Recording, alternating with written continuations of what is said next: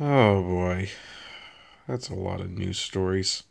Hey everyone, this is Kevin the Entrepreneur, and as you can see, I have a lot of stories to tell. This is what happens when you take a couple days off for personal reasons, more or less, and yeah, stuff just piles up. So this is the daily ride share, as you probably know, and what we're going to do is we are going to do the usual format. We're going to do one major story at the beginning, one major story at the end, and a lot of little less significant stories in the middle, but some of those less significant stories might be sprinkled throughout the week with other episodes of the Daily Ride Share, and I just want to let you know that up front in case one of the stories that you personally sent me did not appear in this episode. It's probably because it's going to appear in a later episode. Also, for those of you who are waiting for like the food vlogs and stuff, there has not been as much food news, so that's why the one major news story involving food delivery will actually be incorporated into today's episode of the Daily Ride Share. So I'm just giving you that heads up right now. And the first story we got to talk about today, this is clearly the big one, even though honestly it's only like a sentence long, is that the Uber CEO has actually, for the first time to my knowledge, I've never known Uber to really do this before, but they are promoting tipping. And not only are they promoting tipping, they're promoting aggressive tipping. So according to this article, Uber CEO Derek Kay has some advice for anybody looking to up their Uber score. Consider tipping better. During an interview at the World Economic Forum in Davos earlier this month, Dara said that his rating has improved since he started tipping aggressively. Quote, "I'm a very aggressive tipper right now. I pick the highest tip every time," he explained. "Somehow my rating is getting better. I'm not sure if it's aggressive tipping. Knowing exactly how Uber's rating system works seems like something the company's highest executive might know for sure, but hey, if Dara says so." So anyway, this is, I've got some very mixed feelings about this. You would think that I would definitely be all for this. Like, okay, good. The CEO of Uber, he's promoting tipping. In fact, he says to be an aggressive tipper. But that's really kind of defeating the purpose because, first of all, I don't know how much this is going to influence riders. I mean, Uber's tipping culture has basically been not to tip for years, and Uber's app doesn't make it easy. I think if Uber really wanted to commit to the tipping, they would redesign the app so that the tip was first and foremost the first thing you see, along with the rating, rather than having people having to go through the app to find it. And also, I think he's saying this as a way to try to get on good graces with the drivers, because especially in the last few weeks, drivers have been especially pissed about the rates, because it's been 2.5 years now, and pretty much all the major vloggers out there have given up that the rates will ever go up. And people are realizing that, yeah, they're getting screwed. And why can't Uber they've raised the rates for themselves, why can't they rate it for the drivers? And this kind of seems like a deflection to a certain point, where Uber CEO is saying like, hey, tip aggressively, tip often, tip.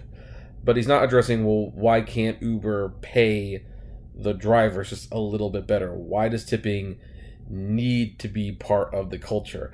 I understand that we have service industries where people definitely rely on the tips. And in fact, my first video and my probably my most famous video is that you shouldn't deliver Uber Eats because they don't allow tipping. And I definitely said that because the other food delivery services would let you to tip. However, the thing was, tipping was not a big issue on Uber for the longest time because Uber used to pay very well. Now they don't. And yeah, it'd be nice if more people tipped, but Uber is not making it easier for people to tip. And the fact that he's pushing tipping definitely means that no, the driver's pay is not going up. It's not going to go anytime soon. And in fact, they are going to probably lean more on the customer to tip more and to cover our fares. Which, hey, if they end up doing it, I guess I'll take it. But we shouldn't have to get to that point anyway. Another story we want to talk about is that Derek Kay also wants to change the way drivers are perceived. He has stated in a few interviews, and I was going to do another news article on this, but I think this actually kind of more or less covers the same ground, that he wants to change the way the ratings are. And we don't know what it's going to look like yet, and apparently it's in the very early stages. But according to the BBC, Derek Kay, who took the helm of August, said it wanted drivers who were particularly good to be rated at a different level. He said the firm was very, very early on the path to doing this. Quote, "We want to allow the user to opt into a higher level of service because right now the only higher level service that we define is a nicer car. I think the car and service are two different things, he said. Now, here's the thing, and I'm going to, of course, as always, all these articles are linked to below. I think this is nice. I've heard about these plans for the higher service, and I think it's a good idea provided the drivers are well compensated for this. And this is where the drivers and Uber can meet halfway. Heck, this could maybe even solve their turnover problem and have their low rates at the same time. Yeah, everyone starts at this low rate. But if you do particularly good and people give you a higher level of recommendation and you've been there a while and you've taken so many rides, a combination of these things, maybe you can opt to be a higher tier, which means you can set, you don't want to accept these rides under this tier, you will only accept over these tiers. And the passengers, they can then select they want the higher tier. And so this would be a good compromise so that the people who want better service will pay for better service, and the drivers who provide better service will get compensated for better service. Now, I don't know if this is what Uber's planning. I think this would be, this would be a very good idea. This is something they should at least consider doing. And this is how they can have their cake and eat it too, if you will. Everyone starts at a low bottom tier. But with these new driver ratings, if you get particularly good ratings, you get to be eligible for a certain tier, which means you will make more money. Therefore, it encourages good customer service, it encourages sticking with it, it encourages longevity, and I think that could be a good thing for everyone. And for doing that, you will get paid a little bit more. At least that's how I'm seeing it. Who knows if it's actually going to turn out that way, but I guess we'll see. And now we got to talk about autonomous vehicles again, because we seem to have to do that every day, it seems. But this story more or less proves what I've been saying about how companies who are racing for the autonomous future might want to be careful, because when there's no driver in the car, the company might be responsible. According to Jalopnik, I have no idea if that name is correctly, a motorcyclist is suing General Motors over a crash with a self-driving Chevy Volt. According to the article, Oscar Nielsen filed a lawsuit against General Motors Mondays concerning a collision between Nielsen and his motorcycle and a Chevy Bolt involved in GM's Cruise self-driving test program in San Francisco. Wow, I botched that paragraph completely. The crash occurred on December 7th, where Nielsen claims a Chevy Bolt involved in GM's self-driving test program swerved into his lane, knocking him off the motorcycle and injuring him via the Mercury News.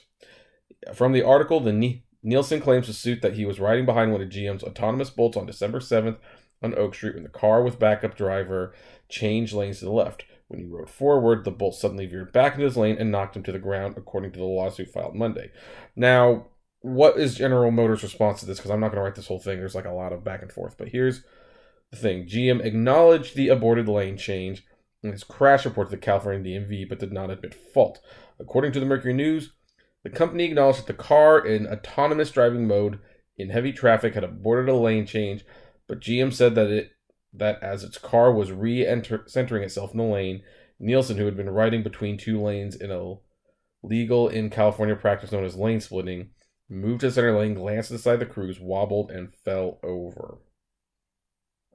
So, yeah, out of all the articles I'm linking to below, this one's probably the most fascinating to read from beginning to end. But here's where I want to comment on it, because this is going to become a more reoccurring problem. I'm not saying that the driverless cars can't get better. I'm not saying they won't get better. I'm not even saying an entirely autonomous future is completely impossible. But these things are not ready for prime time. Until the cars can actually react to what the humans do, they're not safe. At the moment, the only way these autonomous vehicles work is if all the cars are autonomous. All of them. And that is not going to be a reality for a very, very, very, very long time. In the meantime, you're going to have crashes like this. And as with the Tesla case, with that guy who, how Tesla was determined to be partially at fault for the self-driving technology that resulted in the big rig crash, even though the big rig did a sudden change, the car should have been able to, properly predict that was going to happen. And in both cases, and now in this case, you have the same situation. Another thing you have in this situation I think is very interesting is that a lot of cases are he said, she said. And without actual solid proof, nothing really happens. But when lawsuits like this, The driverless car is in a very, very big disadvantage because there is no he said on the car part. It's only she said.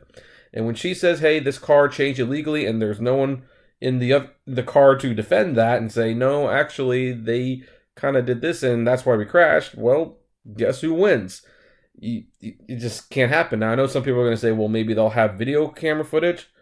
Well, but that's probably going to hurt them more in the long run because, as most of these crashes have pointed out, the cars aren't actually adequately reacting to these problems. So, there's a lot of money to be lost in lawsuit money, and we're going to have to see how many car manufacturers want to actually do that. Now for the food delivery service news item that I promised today. This was actually brought to my attention from Doordash guy, so thank you for, letting me know about this. But I got a comment on it, of course, and it is this article that says DoorDash delivery drivers will take restaurant leftovers to banks. And this is announcing something that DoorDash is doing called Project Dash, where any leftover food that a restaurant might otherwise throw away, DoorDash will pick up that food and take it to a food delivery bank. And that's perfectly fine. In fact, that's probably one of the best things they're going to be doing. But here's what concerned a lot of people, and this is why the story was brought to my attention, and why I need to talk about it for a brief moment, is that, where's the quote right here? But this article, this paragraph right here says, DoorDash is donating driver time to cover delivery costs as of now. In the future, drivers will have to choose to donate their time, according to Fast Company. And that's what concerned a lot of people because it's like, well, wait, are the drivers just donating their time? Is DoorDash going to donate the time for the driver? We don't want to do this for free, and I agree, you shouldn't do it for free. I mean, we're in this to make money, and we're not getting paid that much as it is, or at least people who are on DoorDash. I'm not driving for DoorDash anymore. Well, DoorDash clarified this, and it says, update, a DoorDash spokesperson has clarified how drivers' payments will work. Quote, Project Dash is treated like a DoorDash drive delivery, they said. Dashers are paid the guaranteed amount that are shown prior to accepting a Project Dash delivery. DoorDash contributes all funds to pay Dashers to fulfill Project Dash deliveries and will continue to do so. So that's good. I mean, at least the drivers or the Dashers are still getting paid. However, they might need to do a little bit more than that because here's the thing. If it's clearly marked a Project Dash order, there's a very good chance that Dasher is not going to get a tip. So you better have a little extra compensation in them for the Dasher. Otherwise, you're not going to be getting a lot of this food picked up, if you know what I mean. And our final story of the day is with the new Uber CEO again, because he has claimed that Uber will be profitable within 3 years. According to Financial Times, Uber's core ride-hailing business can become profitable in the next 3 years, the company boss said on Tuesday, while pledging to move beyond the hubris that led to challenges in the past. Derek Kay, who last year took the reins from co-founder Travis Kalanick, said to the Bloomberg panel in Davos that at some point we absolutely have to become profitable. Yeah. You think? The remarks come as Uber faces growing losses, $1.5 billion in the third quarter of 2007, as it looks to continue expanding its business. Dare renewed his vow, however, to bring Uber to profitability without repeating mistakes of the past. He said that the group used to be willing to make trade-offs related to how he did business, and I think was guilty of hubris, was guilty of thinking we knew better than ourselves. What we know now clearly is breakneck growth can hide cultural issues. There are no excuse for not doing the right thing now. He also said that Uber has reformed the way in which it deals with governments after repeatedly facing criticism for the way it operates in major cities such as London. And yeah, boy, that guy misspelled criticism. Definitely. So here's the thing about this that I definitely want to discuss, and I've got mixed feelings about it because here's the thing. Yes, Uber does need to be profitable, and I'm going to link to the whole article below, but trust me, I don't really think there's anything in there that wasn't said in the first couple of paragraphs. Dara doesn't actually state how that's going to be a reality. He doesn't actually put forward a business plan. He says they need to change, but he mentions the culture and how they're dealing with governments. It's like, well, I don't know if that's going to help you make money. And the other thing is the whole 3 years thing. I mean, if Uber's losing $1.5 billion a month and they've only got $6 billion in capital left, although maybe that's $7 billion because of the SoftBank deal, they don't have 3 years to become profitable. Like, they need to become profitable now. Like, maybe in a year they can be profitable, but they're losing too much money that can't go on for 3 years. It absolutely cannot. So I think it's honorable that he's trying to do this, but that's not going to be happening anytime soon. Oh, but what about the driverless cars?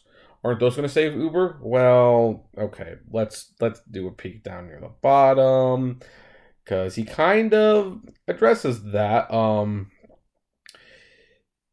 Beyond Uber's fundamentals, Dara said that he expects the company to have autonomous cars on the road in the next 18 months.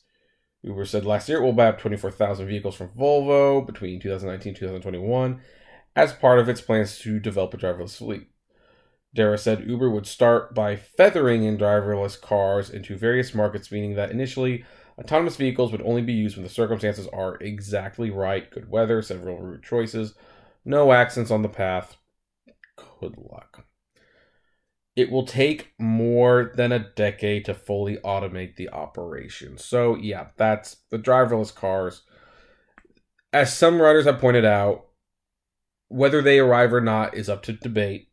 But assuming they do, they're not going to get here fast enough to save Uber.